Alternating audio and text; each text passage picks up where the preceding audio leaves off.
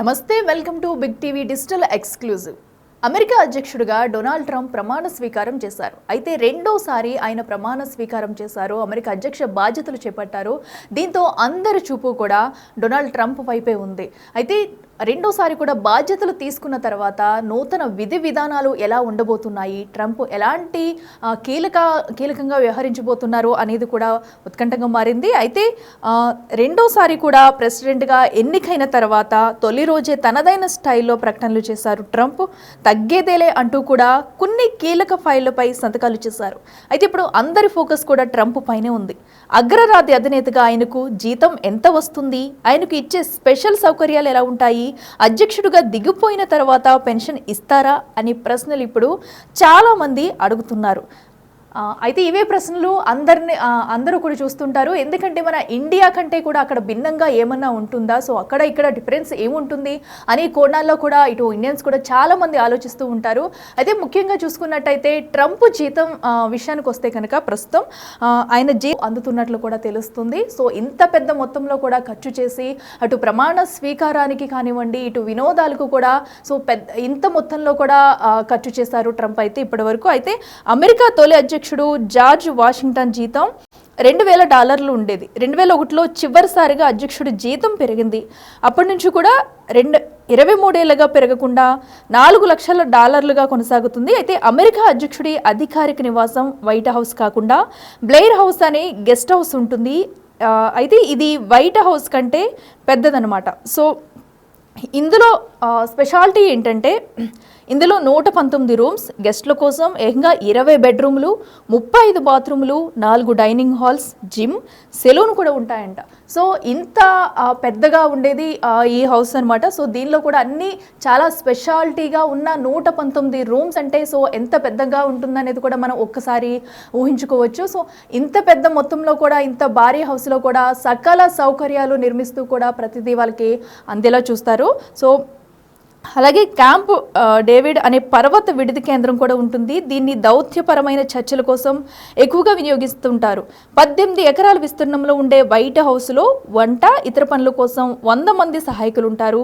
వారిలో అధ్యక్షుడికి భోజనాన్ని తయారు చేసేందుకు ఎగ్జిక్యూటివ్ షెఫ్, అలాగే ఎగ్జిక్యూటివ్ పెస్ట్రీ షెఫ్లు ఉంటారు. అంటే ప్రత్యేకంగా అధ్యక్షుడి కోసమే ప్రత్యేకంగా వండడానికి కూడా చాలామంది సెపరేట్గా పెడతారనమాట. ఎందుకంటే అక్కడికి చాలామంది, ఒక హౌస్ అంటే చాలామంది గెస్ట్లు వస్తుంటారు, అలాగే మీటింగ్స్ జరుగుతుంటే వాళ్ళందరికీ వండే వాళ్ళు కాకుండా అధ్యక్షుడికి సెపరేట్గా కుక్ చేసే వాళ్ళు కానివ్వండి, వాళ్ళకి నచ్చిన రకరకాల వంటలు, సెపరేట్ ఆహారం, వినోదం అందించేందుకు వాళ్ళకి సపరేట్గా షెఫ్లను కూడా నివాసంలో ఏర్పాటు చేశారన్నమాట.